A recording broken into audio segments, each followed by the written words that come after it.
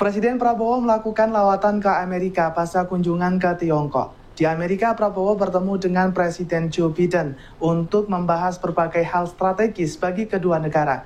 Selain itu, Presiden Prabowo juga menelpon Presiden terpilih Amerika Donald Trump dan menyampaikan keinginannya untuk bertemu. Hubungan Indonesia-Amerika dengan pemerintahan yang baru Bario menarik perhatian pengamat internasional karena akan muncul kebijakan baru dari pemerintahan yang baru.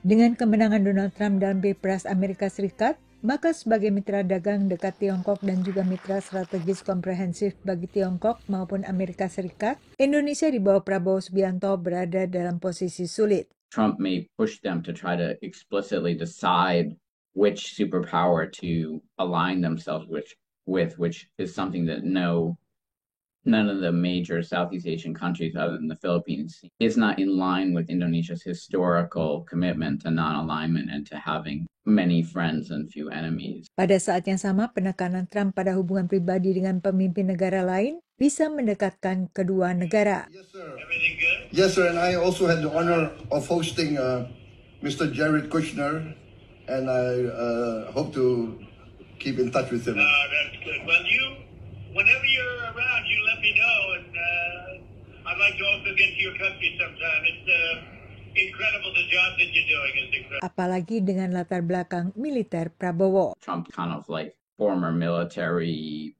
like macho, strongman type leaders. He's talked about leaders like that all over the world that he likes. And Prabowo definitely fits into that type, even though he talks now about being a grandfather and all of that, he still definitely fits into that type. Saat masa jabatan pertama Trump, pemerintah Amerika Serikat juga kembali menerima Prabowo, yang saat itu Menteri Pertahanan, untuk menegosiasi pembelian peralatan tempur. Saat pemerintahan Joko Widodo sebelumnya, Indonesia lebih banyak mengacu ke Tiongkok untuk hubungan dagang dan Amerika Serikat untuk pertahanan.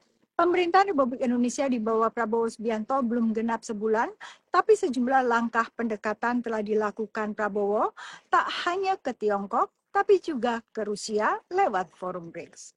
Masuknya Indonesia sebagai mitra BRICS bisa mengundang kecurigaan di Barat. On the BRICS, some people will be concerned about it because they look at the BRICS and they see Russia and China and Iran and some, problematic actors like Iran, and will not be thrilled about other countries joining it. My personal perspective is that, again, let's not overreact because I don't think Indonesia and India and Brazil and others are joining some, anti-Western alliance here.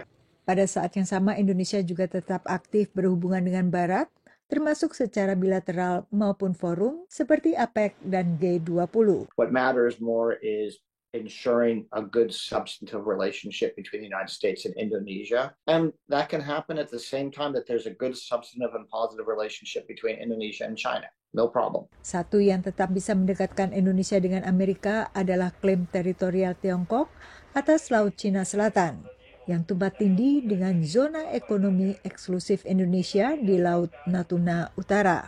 Dari Washington DC, Yuni Salim dan tim VOA.